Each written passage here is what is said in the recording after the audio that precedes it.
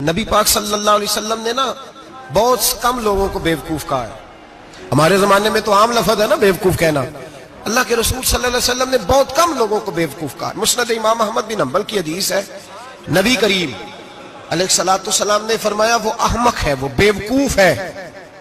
नबी पाक फरमा रहे हैं। और मैंने कहा कम लोगों को हुजूर बेवकूफ कहते थे।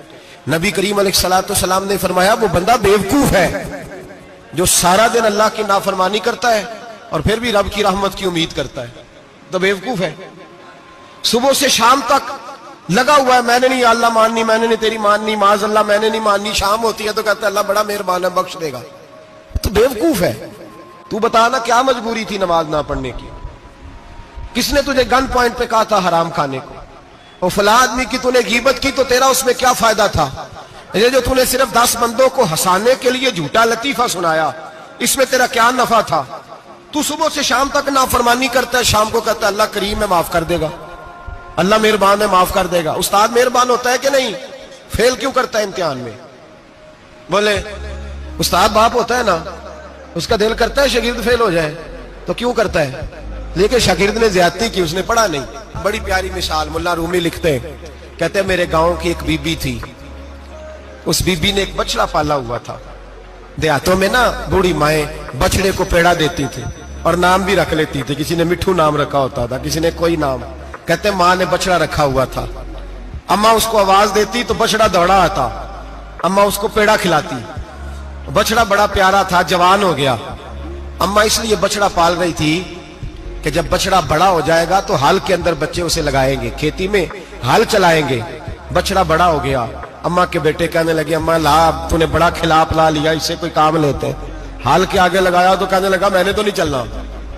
अम्मा के पास आए, कहने लगे ये नहीं चलता। अम्मा कहने लगी चलो टाइम दो, थोड़ा समझ जाएगा। फिर मौका दिया, फिर आए, कहा अम्मा अब तो हमने उसके नाक में नकेल भी डाल दी है, लेकिन अब भी ये हल में चलने को तैयार है। मुल्ला रूमी रहमतुल्लाह अलैह फरमाते हैं फिर कहा अम्मा से, अम्मा कहने लगी चलो थोड़ा टाइम और दे दो, सियाना हो जाएगा। थोड़ा टाइम और दिया, डंडे भी मारे, लेकिन वो सियाना होने को तैयार है। अब अम्मा के पास आए तो अम्मा मजबूर हो गई, दिल नहीं करता था। कहने लगी जाओ फिर कसाई के हाथ बेच डालो। वो गया कसाई के पास, उसे काटा गया, उसकी खाल उतारी गई, उसके छोटे छोटे पीस करके खा गए लोग। वो मार हो रही थी, लोगों ने अम्मा से कहा तुझे तो बड़ा प्यारा था, तूने कटवा को दिया। तो अम्मा कहने लगी प्यारा तो बड़ा था पर मानता नहीं था। प्यारा बड़ा था, काश बात मानता, मकसद पूरा करता तो कभी भी काटा। भाई रब करीम नहीं चाहता बंदा दोज़ख में जले, अल्लाह की रहमत नहीं चाहती जहन्नम में जले, पर बंदा मानता ही नहीं, ये तैयार ही नहीं होता, ये सोया हुआ है सवेरे।